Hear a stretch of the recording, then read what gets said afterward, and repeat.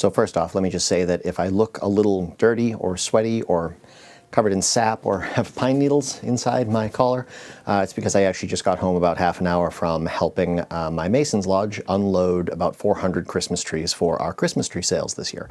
And so big flatbed drove down from Nova Scotia, 401 trees to be precise. Took us about probably an hour, hour and a half to unload them all. Just, you know, throw them on your shoulder, carry them out into the yard, prop them up against the tree stands that we had built about a week ago.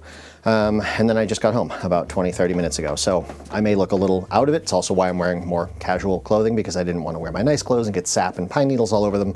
And I'm pretty sure I need to shower after this because I'm really like covered in pine needles. I don't know if you can see them all in there, but they're all over me. But it was a fun time. Everybody had to go, all the guys, you know, cheering each other on, carry it, who can carry the heaviest tree, who can carry 2 trees at a time. A lot of fun. But when I got home, I found that my new sunglasses had been delivered, so I figured I would open those up and we could take a look at them together. So this is my previous pair of sunglasses here. Oh, also, I want to mention quickly, in all of my videos up until this point, my focus has been doing a really weird thing where it would not focus on anything that I held up to the camera. And I've made dozens, if not near 100 videos with this camera and this lens, and that's never been an issue before. I could always hold something up to the camera, it would switch focus to the object, and then switch focus back to my face when I was done. I also noticed even if I wasn't holding anything up, it was kind of like focus hunting, like it would go back and forth between the background, the foreground, me, the background, the foreground, me. It should not be doing that. It should be pretty locked onto my face no matter where my face goes. And if I hold something up, for example, my hand in front of my face, it should focus on my hand pretty much immediately, and then jump back to my face. And it shouldn't lose my face unless I do that, or hold something up that blocks my face. And it hasn't been working like that, and I don't know why. I think it's because I messed with some focus settings to film a few videos in church, and that changed the way that the focus tracking was functioning from a way that I understood to a way that didn't really seem to make any sense to me. And so I apologize for how that's been working in the previous videos. Hopefully it's fixed as of this video. I went through some settings, checked a few things out, and I think I corrected it. So when I hold these, my current, or my old, about to be my old pair of sunglasses up, it should focus on those and not me. And then it should jump back to me, hopefully. Hopefully that's working. If not, I'll figure it out for the next one. But these are Roka sunglasses. If you've ever listened to a Joe Rogan podcast or one of the many other podcasts that are sponsored by Roka, these are Rokas. They are not cheap, but they are entirely made in the United States, in Texas, I believe in Austin, Texas. I think they're manufactured or hand-assembled in Austin, Texas, and then they're shipped out of Houston, Texas, because both times I've ordered them, that's how the tracking kind of worked. But these are the pair that I had up until now, and they're nice. I like them. They fit my personality very well. And they're nice, they're polarized, they have just the right amount of light blocking, they have a nice kind of subtle yellow-orange hue or tint to them, so it makes everything look really nice and almost cinematic when you're looking through them, when you're wearing them, driving around. And the polarization, you get to see, you know, beautiful clouds, you can see right through water if you were out on a lake or anything like that. Love polarized sunglasses. They're also designed in a very nice way. I think they call it gecko grips, where the nose pads and the ear grips, or the grips behind the ear, are really, really well designed. So like they do not move on your face at all. They stay exactly where they're supposed to be without being tight or pinching you in any way. They're really well made. I think these were about $200, $250. You can customize what kind of tint you want. A lot of the different designs have different color options. I really like these blue and or these teal and orange ones, because that's kind of like a cinematic or a film or photo editing color set that you would see a lot in photography. I can see now it does look like the focus tracking is working, which makes me happy. So also they match my car. This blue is the exact blue that my car is, so I thought that was pretty cool to have sunglasses that matched my vehicle. And I don't wear sunglasses really as a stylistic thing. I primarily wear them when I'm driving. I drive a lot for work. I often have to drive 3, 4, 6 hours at a time. When me and my friends go on road trips to places like Indianapolis for Gen Con, that's like a 16-hour drive, and I'll often try to do it on my own, just because I like driving and I feel bad asking other people to drive when it's my idea to do the road trip. And so having a really solid pair of sunglasses that you can take care of and that'll last you is worth it.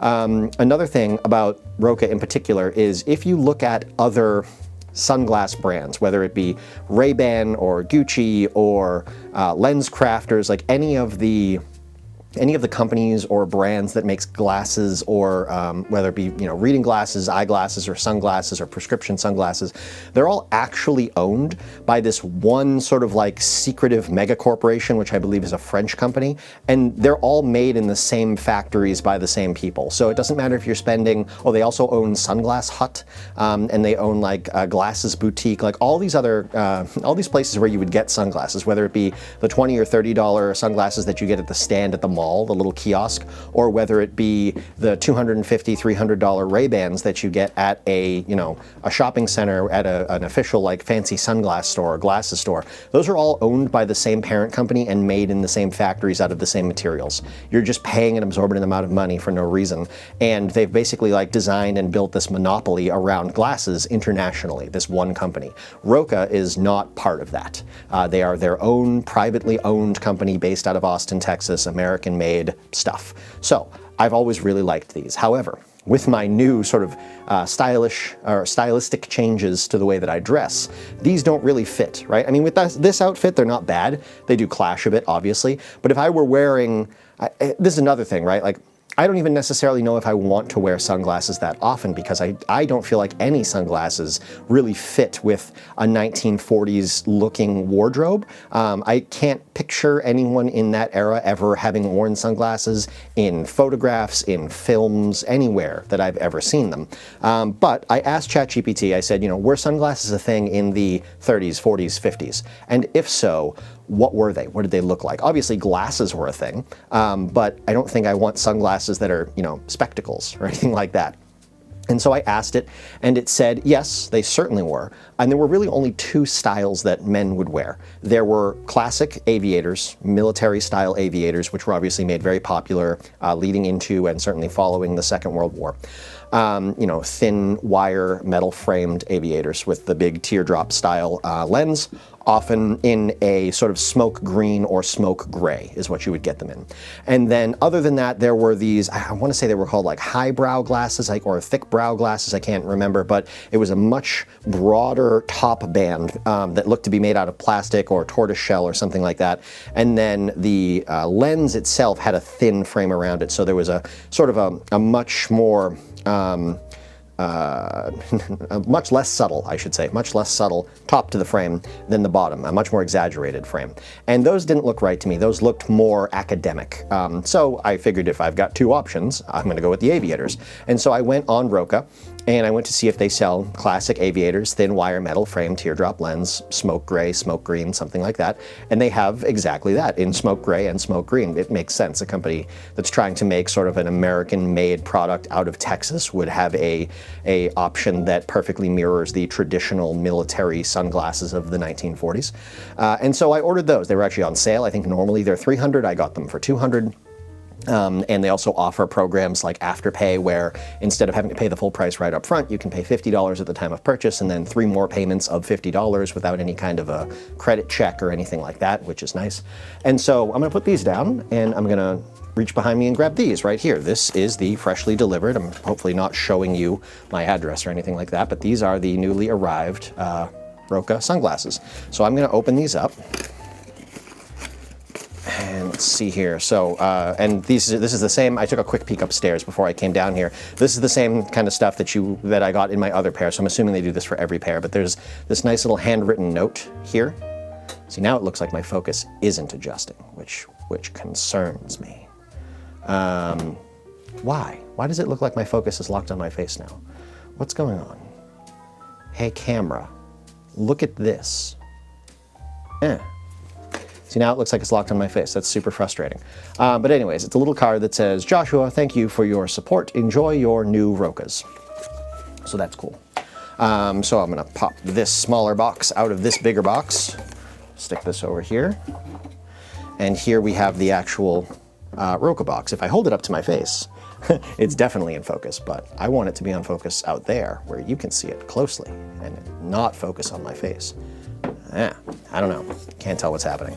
But open this up. They slide out of the side, I believe. Yeah. Get this outer sleeve off. Whoop, stick that in the box. And there's some stickers and stuff in the box that say Roka. So if you're into stickers, you get stuff like that. Now we've got white box, Roka. Still can't tell what my camera's doing. Sort of flaps open from the top here nicely. Nice little magnetic closure. And on the inside it says float fit, all you feel is the difference. Gecko, patented fit and retention system, and C3 optics, color, contrast, and clarity. So if I go inside here, a lot of cases here, a lot of layers to this case. We have the actual sort of semi-hard case that the glasses come in. I'm gonna open that in a second. We have some replacement nose pads right there. I don't know if these are the same, so that if yours wear out, you can replace them, or if these are like thicker, so it changes the grip on your nose, but the default on my other ones felt comfortable, so hopefully I won't need to swap those on. And then anything else inside here? Nope, just a little bit of cardboard that holds the case at a nice angle for when you open it. Let's put this over here and open this up here. So in here should be the sunglasses. And there they are. Ooh, little dusty. There we go. Come on out. You get a nice Roka carrying bag that zips at the top, and inside is essentially microfiber lens cleaning material. So it's like your glasses are inside of a case that's constantly wiping them clean, which is nice.